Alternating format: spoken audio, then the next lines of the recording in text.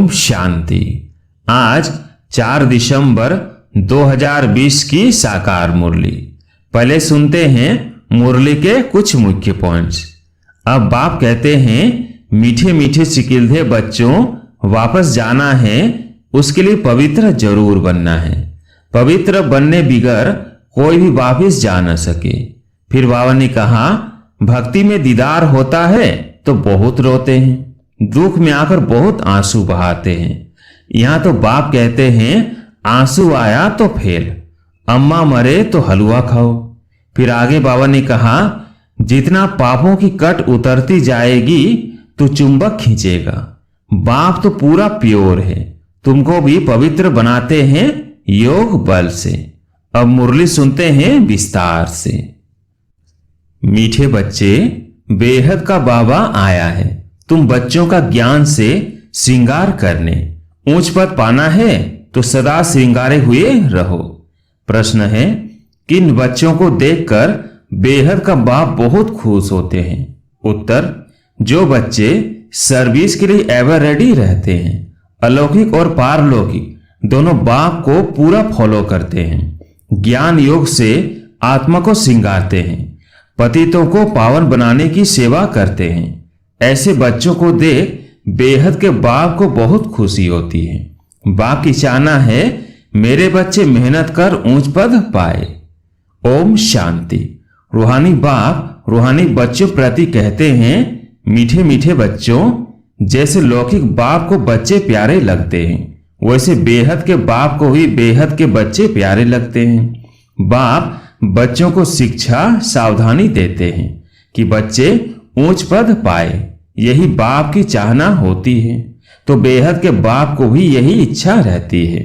बच्चों को ज्ञान और योग के गहनों से श्रृंगारते हैं। तुमको दोनों बाप बहुत अच्छी रीति श्रृंगारते हैं कि बच्चे ऊंच पद पाए। अलौकिक बाप भी खुश होते हैं तो पारलौकिक बाप भी खुश होते हैं। जो अच्छी रीति पुरुषार्थ करते हैं उन्हों को देखकर गाया भी जाता है फॉलो फादर। तो दोनों को फॉलो करना है। एक है रूहानी बाप, दूसरा फिर यह है अलौकिक फादर। तो पुरुषार्थ कर ऊंच पद पाना है। तुम जब भट्टी में थे तो सबका ताज सहित फोटो निकाला गया था। बाप ने तो समझाया है लाइट का ताज कोई होता नहीं, ये एक निशानी है पवित्रता की जो सबको देते हैं। ऐसे नहीं कोई सफेद लाइट का ताज होता है, यह पवित्रता की निशानी समझाई जाती है। पहले पहले तुम रहते हो सतयुग में, तुम ही थे ना। बाप भी कहते हैं आत्माएं और परमात्मा अलग रहे बहुकाल। तुम बच्चे ही पहले पहले आते हो, फिर पहले तुमको ही जाना है। मुक्ति धाम के गेट्स भी तुमको खोलने हैं। तुम बच्चों को बाप श्रृंगारते हैं। पियर घर में वनवा में रहते हैं। इस समय तुमको भी साधारण रहना है, न ऊंच न नीच। बाप भी कहते हैं साधारण तन में प्रवेश करता हूं। कोई भी देहधारी को भगवान कह नहीं सकते। मनुष्य मनुष्य की सदगति कर नहीं सकते। सदगति तो गुरु ही करते हैं। मनुष्य 60 वर्ष के बाद वानप्रस्थ लेते हैं, फिर गुरु करते हैं। यह भी रस्म अभी की है जो फिर भक्ति मार्ग में चलती है। आजकल तो छोटे बच्चे को भी गुरु करा देते हैं। भले वानप्रस्थ अवस्था नहीं है परंतु अचानक मौत तो आ जाता है ना, इसलिए बच्चों को भी गुरु करा देते हैं। जैसे बाप कहते हैं तुम सभी आत्माएं हो, हक है वर्षा पाने का। वो कह देते हैं गुरु बिगर ठोर नहीं पाएंगे, अर्थात ब्रह्म में लीन नहीं होंगे। तुमको तो लीन नहीं होना है, यह भक्ति मार्ग के अक्षर है। आत्मा तो स्टार मिसल बिंदी है, बाप भी बिंदी ही है। उस बिंदी को ही ज्ञान सागर कहा जाता है। तुम भी छोटी आत्मा हो, उसमें सारा ज्ञान भरा जाता है। तुम फूल ज्ञान लेते हो, पास विद ऑनर होते हैं ना। ऐसे नहीं कि शिवलिंग कोई बड़ा है। जितनी बड़ी आत्मा है उतना ही परम आत्मा है। आत्मा परम धाम से आती है पाठ बजाने। बाप कहते हैं मैं भी वहां से आता हूं, परंतु मुझे अपना शरीर नहीं है। मैं रूप भी हूं, बसंत भी हूं। परम आत्मा रूप है, उनमें सारा ज्ञान भरा हुआ है। ज्ञान की वर्षा बरसाते हैं तो सभी मनुष्य पाप आत्मा से पुण्यात्मा बन जाते हैं। बाप गति सदगति दोनों देते हैं। तुम सदगति में जाते हो, बाकी सब गति में अर्थात अपने घर में जाते हैं। वह स्वीट होम आत्मा ही इन कानों द्वारा सुनती है। अब बाप कहते हैं मीठे मीठे सिकिल्धे बच्चों, वापस जाना है, उसके लिए पवित्र जरूर बनना है। पवित्र बनने बिगर कोई भी वापस जा न सके। मैं सबको ले जाने आया हूं। आत्माओं को शिव की बारात कहते हैं। अब शिव बाबा शिवालय की स्थापना कर रहे हैं। फिर रावण आकर वैश्यालय स्थापन करते हैं। वाममार्ग को वैश्यालय कहा जाता है।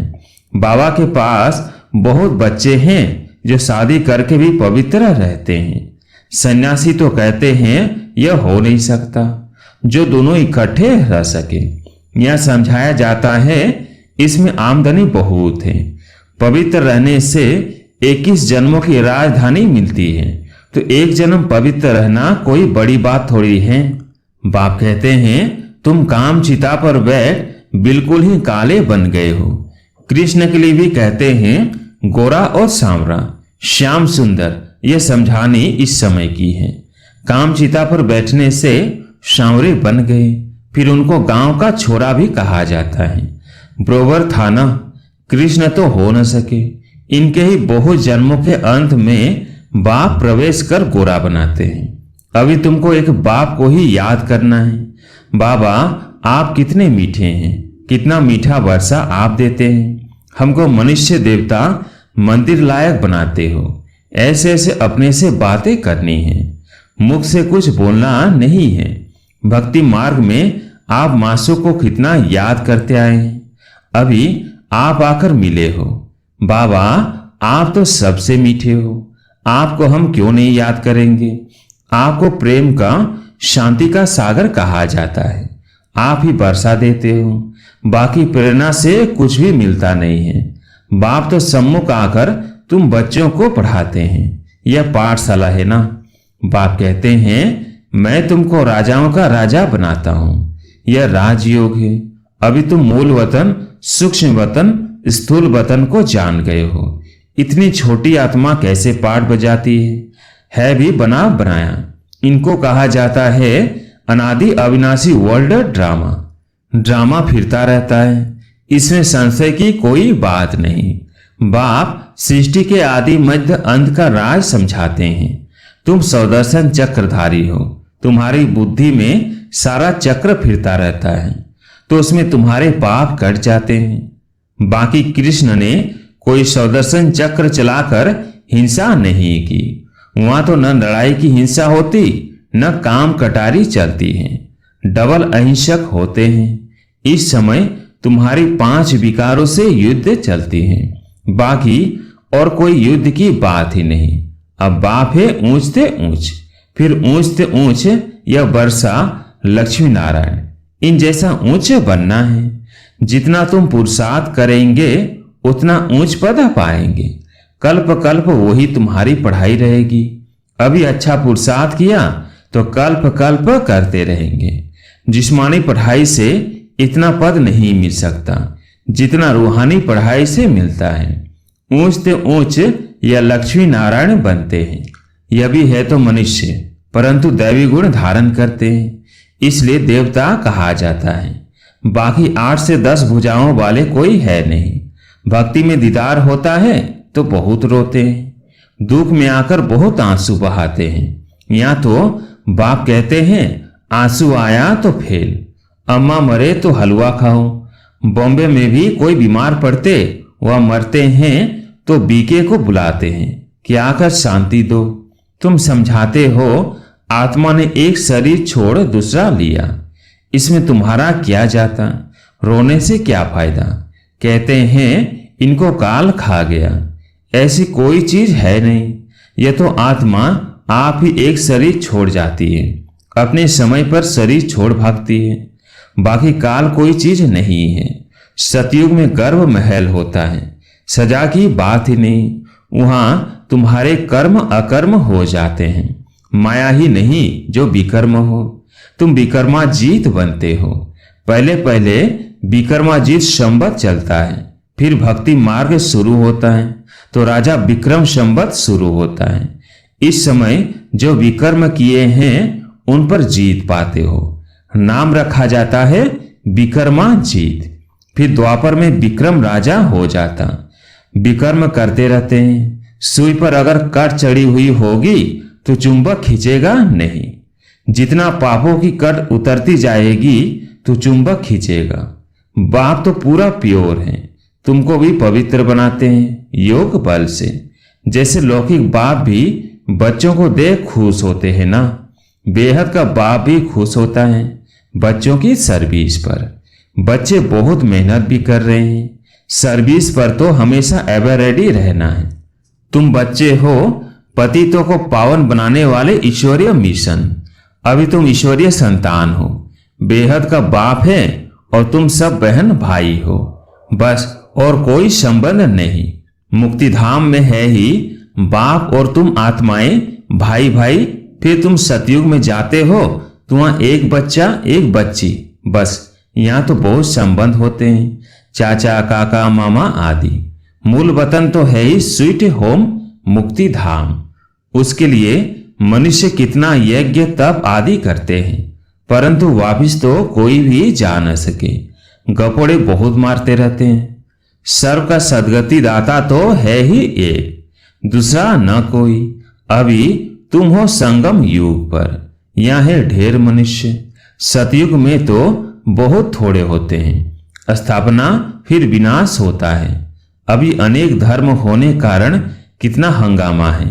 तुम 100% सॉल्वेंट थे, फिर 84 जन्मों के बाद 100% इंसॉल्वेंट बन पड़े हो। अब बाप आकर सबको जगाते हैं। अब जागो, सतयुग आ रहा है। सत्य बाप ही तुमको 21 जन्मों का बरसा देते हैं। भारत ही सचखंड बनता है। बाप सचखंड बनाते हैं। झूठखंड फिर कौन बनाते हैं? 5 विकारों रूपी रावण। रावण का कितना बड़ा भूत बनाते हैं, फिर उसको जलाते हैं, क्योंकि यह है नंबर 1 दुश्मन। मनुष्यों को यह पता नहीं है कि कब से रावण का राज्य हुआ है।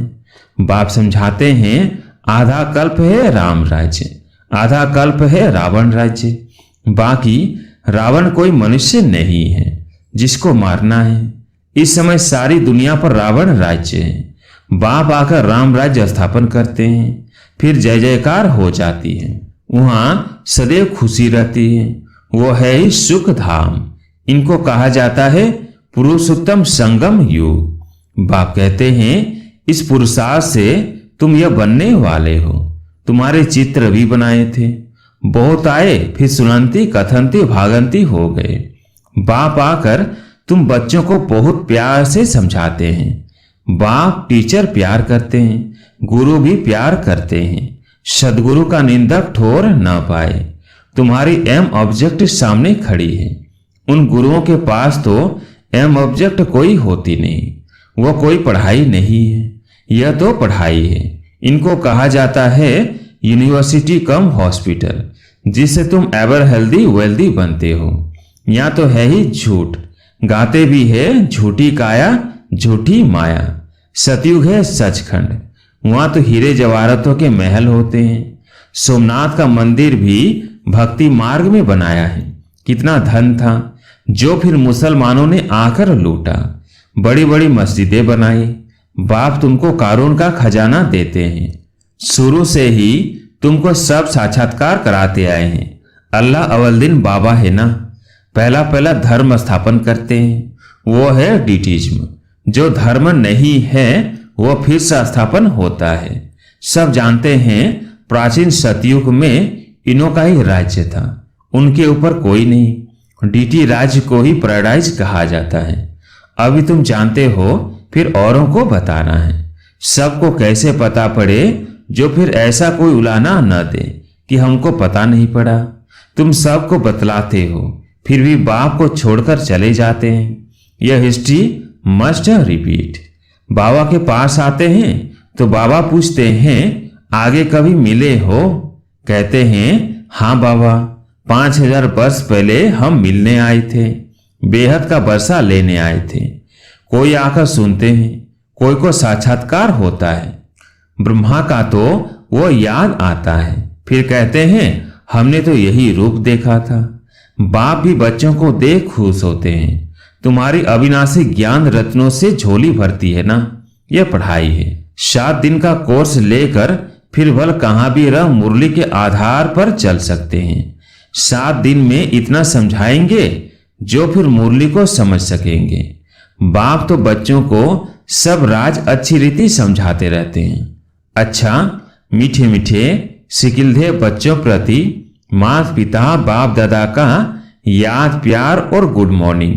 रूहानी बाप की रूहानी बच्चों को नमस्ते। हम रूहानी बच्चों की रूहानी बाप दादा को याद प्यार गुड मॉर्निंग नमस्ते नमस्ते। धारणा के लिए मुख्य सार। पहला पॉइंट, सुदर्शन चक्र फिराते पापों को भस्म करना है। रूहानी पढ़ाई से अपना पद श्रेष्ठ बनाना है। किसी भी परिस्थिति में आंसू नहीं बहाने हैं। दूसरा पॉइंट, यह वानप्रस्थ अवस्था में रहने का समय है, इसलिए वनवाह में बहुत साधारण रहना है, न बहुत ऊंच न बहुत नीच। वापस जाने के लिए आत्मा को संपूर्ण पावन बनाना है। आज प्यारे मीठे बाबा का वरदान, मनन शक्ति द्वारा बुद्धि को शक्तिशाली बनाने वाले मास्टर सर्वशक्तिमान भवो। मनन शक्ति द्वारा बुद्धि को शक्तिशाली बनाने वाले मास्टर सर्वशक्तिमान भवो। मनन शक्ति ही दिव्य बुद्धि की खुराक है। जैसे भक्ति में सिमरण करने के अभ्यासी है, ऐसे ज्ञान में स्मृति की शक्ति है। इस शक्ति द्वारा मास्टर सर्वशक्तिमान बनो। रोज अमृत वेले अपने एक टाइटल को स्मृति में लाओ और मनन करते रहो, तो मनन शक्ति से बुद्धि शक्तिशाली रहेगी। शक्तिशाली बुद्धि के ऊपर माया का वार नहीं हो सकता, परवश नहीं हो सकते, क्योंकि माया सबसे पहले व्यर्थ संकल्प रूपी वाण द्वारा दिव्य बुद्धि को ही कमजोर बनाती है। इस कमजोरी से बचने का साधन ही है मनन शक्ति।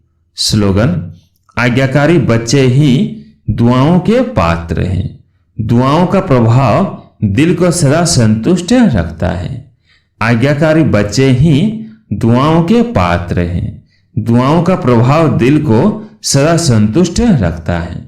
अच्छा, ओम शांति।